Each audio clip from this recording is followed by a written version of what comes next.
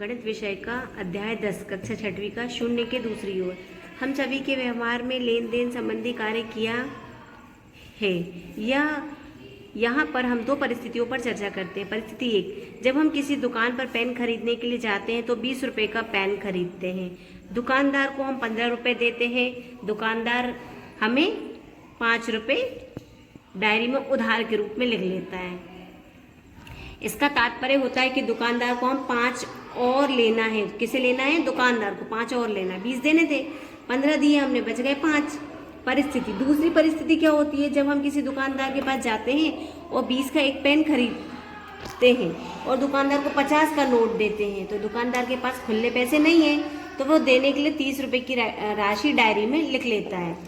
तो इसका तात्पर्य होता है कि दुकानदार हमको 30 रुपये देगा। पहले वाले में दुकानदार को लेना था 5 रुपये, दूसरे वाले में 30 रुपये वो हमें देगा। तो देता है तो प्लस हो जाता है और लेना है तो माइनस हो गया। एक दुकानदार किसी अन्य तरीके से इसे अपनी डायरी में नोट करता है। और देखो दुकानदार कैसे लिखता है। एक दुकानदार लिखता है -5 के रूप में, लेना है तो, और दूसरी परिस्थिति में वो +30, प्लस मतलब देना है के रूप में लिख सकता है। -1, -2, -3, -4 के रूप में लिखी संख्याएं ऋणात्मक और ये धनात्मक के रूप में लिखी संख्याएं धनात्मक संख्याएं कहलाती है। ऋणात्मक संख्याओं को संख्या रेखा पर 0 से बाईं ओर, देखिए जो धनात्मक संख्याएं होती हैं प्लस वाली, वो 0 के दाईं ओर होती हैं और बाईं ओर ऋणात्मक संख्याएं। इस प्रकार से संख्या रेखा को दर्शाया जाता है। निम्नलिखित पूर्णांक को अवरोही क्रम में लिखना। अब हमें इसे अवरोही क्रम में लिखना है, तो अवरोही क्रम में किस प्रकार से लिखेंगे? सबसे बड़ी संख्या पहले लिखेंगे और फिर छोटी छोटी लिखते जाएंगे। पूर्णांकों को अवरोही क्रम में लिखने के लिए सर्वप्रथम छात्र यह पता करेंगे कि कौन सी संख्या बड़ी और कौन सी संख्या रेखा पर दी गई संख्याओं को चिन्हांकन करेंगे और देखेंगे कि संख्याओं की संख्या रेखा पर दाएं से बाएं स्थिति कहाँ कहाँ पर है। संख्या रेखा पर दाएं से बाएं जाने पर संख्याएं छोटी होती जाती हैं। छात्र जो स्वयं संख्या दाईं ओर है उसे पहले लिखेंगे, इसके बाद क्रमशः बाईं ओर की संख्या लिखते जाएंगे। देखिए ये संख्या रेखा होती है, तो जो इधर संख्या आएगी पहले वो बड़ी होगी। तो इन संख्याओं को हमने संख्या रेखा पे लिख दिया। अब देखा सबसे पहले 6 आए, उसके बाद फिर 2 आया, फिर 0, फिर -1, फिर -3 और फिर -5। तो ये हमने अवरोही क्रम में लिख दिया। सबसे बड़ी संख्या, उससे छोटी 6, 2, 0, -1, -3, -5। अब हम अपनी गणित की पाठ्य पुस्तक अध्याय 10 शून्य किए दूसरी ओर पर कार्य करेंगे, साथ ही कुछ और प्रश्नों के अभ्यास करेंगे। -2, -1, 0, 1, 2, 3 इन संख्याओं को क्या बोलते हैं? ऐसी संख्याओं को बोलते हैं पूर्णांक संख्याएं। क्या बोलते हैं? पूर्णांक संख्याएं। इसका उत्तर है बी, पूर्णांक संख्याएं। अगला प्रश्न है -17 का परवर्ती। परवर्ती का मतलब होता है इसके एक आगे वाली। तो -17 की एक आगे आएगा -16।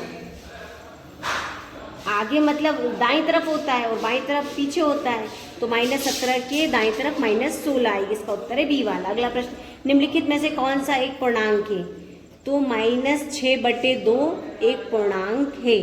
2 से इसको भाग दे देंगे तो ये हो जाएगा -3। तो -3 क्या है? एक पूर्णांक संख्या। पूर्णांकों का योग हमेशा होता है पूर्णांक। इसका उत्तर है ए। पूर्णांक -6 का योज्य प्रतिलोम है, तो योज्य प्रतिलोम का मतलब होता है इसका चिन्ह बदल कर। पूर्णांक का योग हमेशा पूर्णांक। -6 का योज्य प्रतिलोम, बस चिन्ह बदल जाएगा। -6 है तो +6। निम्नलिखित संख्याओं में 6 का योज्य प्रतिलोम +6 है। निम्नलिखित कथनों में से कौन सा कथन सही है? डी वाला उत्तर है। -7 <3। -7 छोटा है -3 से। -1 का पूर्ववर्ती -2 है। -9 व -7 के बीच पूर्णांक -8 है। 17 प्लस -17 बराबर 0 होगा। -40 प्लस -20 बराबर -60 है। संख्या रेखा पर -7 0 के बाईं ओर स्थित है। एक छोटे धनात्मक पूर्णांक में सबसे बड़ा धनात्मक पूर्णांक घटाया जाए तो परिणाम ऋणात्मक पूर्णांक प्राप्त होगा।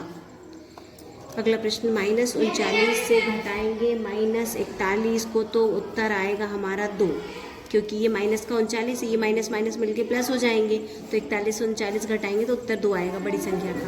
अगला प्रश्न, -7 और +7 को संख्या रेखा पर निरूपित करना है। संख्या रेखा खींची हमने, बीच में 0, यहाँ धनात्मक संख्या 1 से 10 तक लिखी, इधर ऋणात्मक संख्या 1 से 10 तक लिखी, और ये प्लस का जो 7 है इसे हमने रेखा से बता दिया, यहाँ पे गोला बना दिया।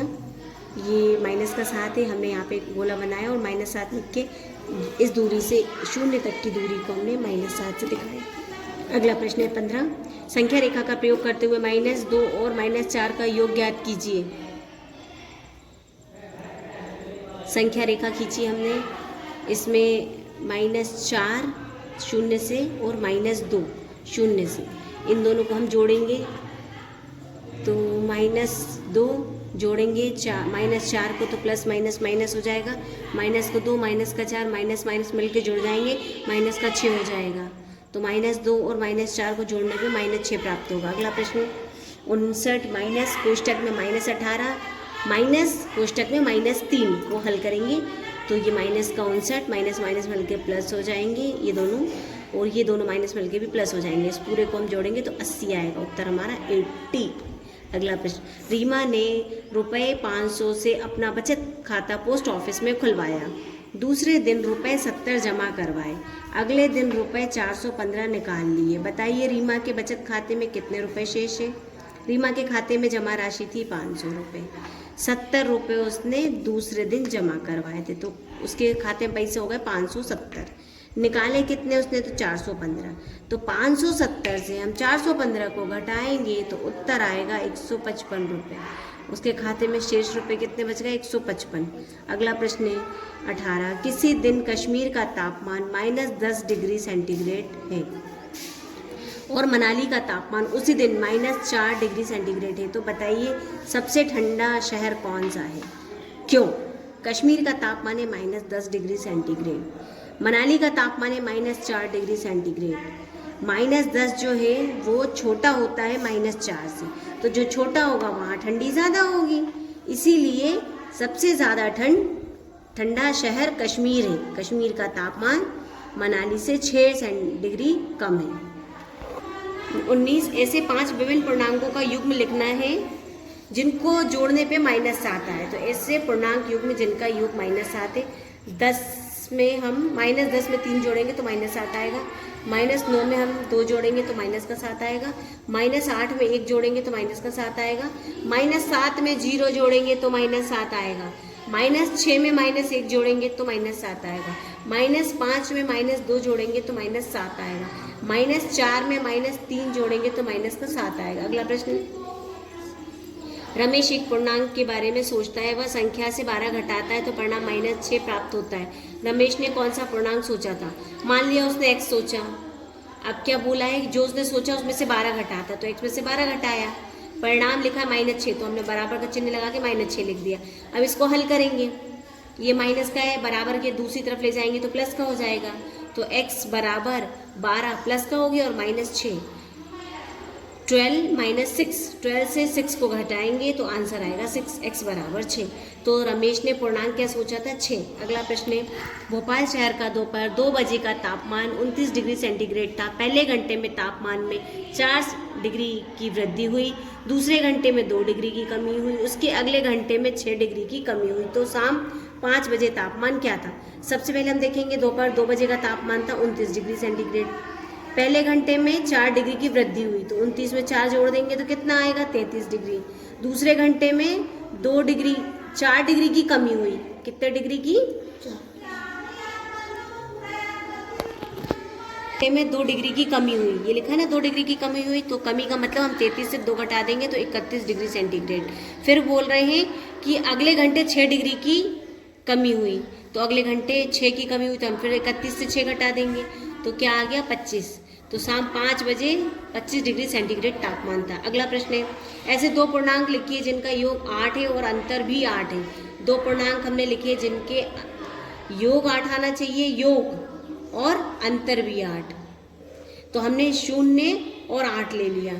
8 में हमने 0 जोड़ा तो 8 आया और 8 से 0 घटाया तो 8 आया, तो हमारा उत्तर क्या है, 8 और 0। अगला प्रश्न, पूर्णांक को कैसे 4 युग्म लिखिए जो संख्या रेखा पर 3 से दाईं तथा बाईं ओर समान दूरी पर स्थित हो। प्राप्त युग्म का योगफल भी ज्ञात कीजिए। ऐसे 4 युग्म हैं, 2 4, 1 6, 0 6, -1 7। योगफल भी ज्ञात करना हमें, तो हमें ये 4 युग्म ले लिए, प्रत्येक युग्म का जोड़ करेंगे हम। इन दोनों को जोड़ा, इन दोनों को, इन दोनों को और इन दोनों को, तो क्या आ रहा, उत्तर 6। हमें क्या आना चाहिए, संख्या रेखा के दाईं और बाईं ओर क्या होना चाहिए, 3 से समान दूरी पर हो। तो हमने ये संख्या रेखा ले ली। ये शून्य, शून्य किस तरफ धनात्मक संख्याएं होंगी, धनात्मक मतलब धन का चिन्ह होगा संख्याओं के साथ। क्यों हिला रहे हो भाई, धनात्मक संख्याएं। और ये दाईं ओर है और ये बाईं ओर ऋणात्मक संख्या है। तो हमने जो जो लिया था हमने संख्या रेखा से बताया। देखो दोनों बराबर में हमने 4 और 2 लिया, 4 2 6, 6 और 0 लिया, 0 और 6 6। हमने 1 और 5 लिया, 5 और 1 6। हमने -1 और 7 लिया, ये भी 6। अगला प्रश्न, विद्यालय द्वारा आयोजित किसी प्रतियोगिता में छात्रों द्वारा दिए गए प्रत्येक सही उत्तर के लिए +2 अंक टोकन एवं प्रत्येक गलत उत्तर के लिए -1 अंक टोकन दिया जाता है, जबकि उत्तर नहीं देने पर टोकन नहीं दिया जाता। कुल 15 प्रश्नों के उत्तर देने हैं। टीम ए के 8 सही एवं 7 गलत उत्तर हैं तथा टीम बी के 7 सही व 4 गलत उत्तर हैं। बताइए दोनों टीमों को मिलकर कितने +2 अंक वाले एवं -1 अंक वाले टोकन प्राप्त हुए। अंक वाले टोकन 8 और 7 15, -1 अंक वाले टोकन 7 और 4 11। टीम ए व बी को कितने कितने अंक प्राप्त हुए, तो टीम ए को प्राप्त अंक 8 में 2 अंक, 8 गुणा 2 -7 गुणा 1, तो ये हो जाएगा 8 दूनी 16 और 7 एकम 7, 16 से 7 घटाएंगे तो 9 अंक। टीम बी को प्राप्त अंक 7 गुणा 2 और -4 गुणा 1, तो ये हो जाएगा 14 में से 4 घटाएंगे 10 अंक। अगला प्रश्न, दोनों टीमों के प्राप्त अंकों में कितना अंतर है, तो दोनों टीमों के प्राप्त अंकों का अंतर होगा 1 अंक। 1 10 था, 1 9 था, 1 आ गया। अगला प्रश्न, निम्नलिखित पूर्णांकों को अवरोही क्रम में लिखिए। अवरोही मतलब घटते हुए होता है। सबसे पहले हम बड़ी संख्या लिखेंगे, फिर उससे छोटी। अवरोही क्रम में पूर्णांक -11 6 5 4 0 -3 -5 -7 -9 -11। अगला प्रश्न, कक्षा 6 के अध्यापक द्वारा छात्रों से निम्नलिखित पूर्णांक के विभिन्न कार्ड बनवाए गए। -9 8 17 -3 -5 -10 11 20 -8 -1। उपरोक्त कार्डों का जोड़ घटाने के रूप में प्रयोग कर निम्नलिखित परिणाम प्राप्त कीजिए। हमें ये परिणाम प्राप्त करना है और ये कार्ड का यूज़ करना है। तो हमें -17 के लिए हमने ये 2 कार्ड ले लिए और -8 और -9 को हमने जोड़ा तो -17। दूसरे में हमें 0 आना चाहिए, तो 8 के साथ हमने -3 -5 लिया तो 0 आ गया। तीसरे में 12 आना चाहिए, तो हमने 20 और -8 लिया तो 12 आ गए। अगले में हमें 1 आना चाहिए उत्तर, तो हमने 20 में से घटाया 11 और 8 को जोड़कर, तो ये आया 1। अगले में हमें 22 प्राप्त होना चाहिए, तो हमने 11 में 8 जोड़ा और घटाया पूर्णांक -3 को, तो ये उत्तर आ गया हमारा 22। ये माइनस माइनस प्लस हो गए, इन सबको जोड़ा तो 22 हो गया उत्तर।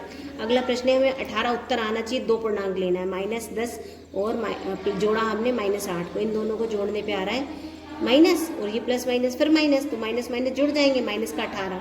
अगले प्रश्न में हमें 9 उत्तर आना चाहिए, तो 20 लिया और -11, तो ये उत्तर आ गया हमारा 9, क्योंकि बड़ी संख्या धनात्मक है। अगले प्रश्न में उत्तर 10 आना चाहिए, तो हमने 11 लिया, उसमें 8 जोड़ा और -9 घटा दिया, तो ये हो जाएगा 19। 19 से 9 घटाएंगे तो उत्तर आएगा 10। पूर्णांक ग्रिड को इस प्रकार पूरा कीजिए जिसमें ग्रिड में 2 पंक्तियों ऊपर व अंतिम पंक्ति में से प्रत्येक का सीमा योग और 2 स्तंभ बायां व दायां का सीमा योग समान होना चाहिए योग। तो हमने ये इसको लिया है, सीमा योग -4 आना चाहिए, यहाँ सीमा योग 4 आना चाहिए। जब इन दोनों को हम जोड़ेंगे तो 9 और 3 12, 12 से 8 घटाएंगे तो 4 आएगा माइनस का। और इसमें हम करके देखते हैं, हम 8 और 3 11, 11 से 7 घटाएंगे तो प्लस का 4 आएगा। तो हम ये पूरा हल करेंगे तो यहाँ उत्तर प्लस का 4 आना चाहिए, यहाँ माइनस का 4 आना चाहिए।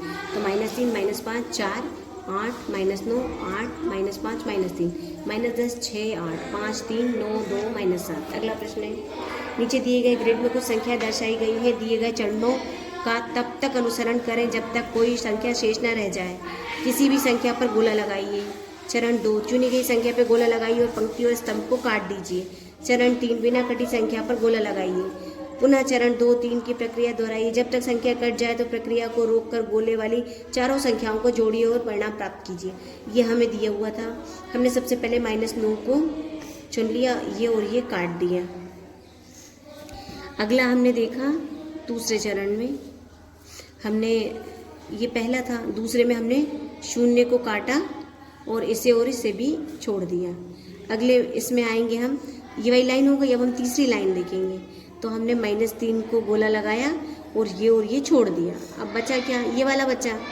अगले चरण में हम 6 पे गोला लगाएंगे और बाकी सब तो हमारा छूट ही गया था। अब जिन जिन पे गोला लगा था उन्हें हम जोड़ेंगे। पहले में हमने क्या किया, चरण 1 में -9 पर गोला लगाया, पंक्ति स्तंभ को काट दिया। दूसरे चरण में हमने 0 पे गोला लगाया, पंक्ति स्तंभ काट दिया। तीसरे चरण में -3 पे गोला लगाया, पंक्ति स्तंभ काट दिया।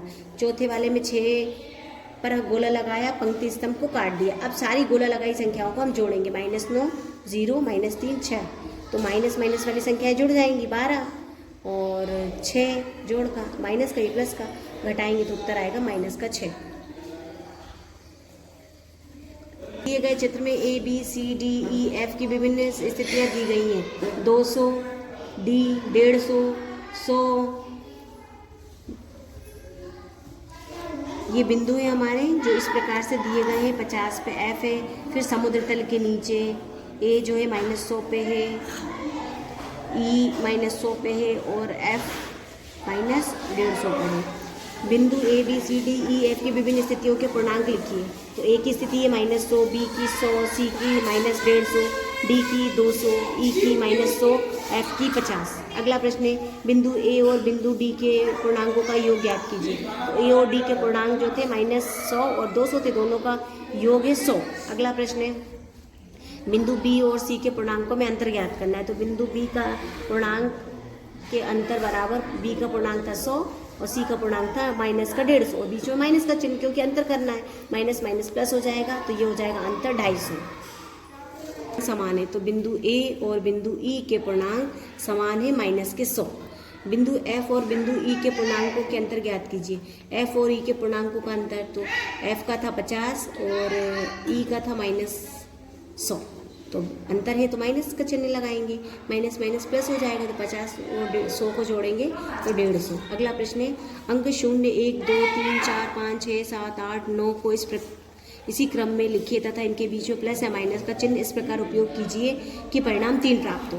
हमें अपने मन से माइनस प्लस चिन्ह लगा के उत्तर हमारा 3 आना चाहिए। तो हमने इस प्रकार लिखा, इन सबको जोड़ा माइनस वाली संख्याओं को तो 21 आया, इन्हें जोड़ा तो 24 आया, 24 से 21 घटाएंगे तो 3, बड़ी संख्या प्लस की है तो उत्तर आएगा हमारा 3। तो इस प्रकार हमें उत्तर प्राप्त हुआ 3।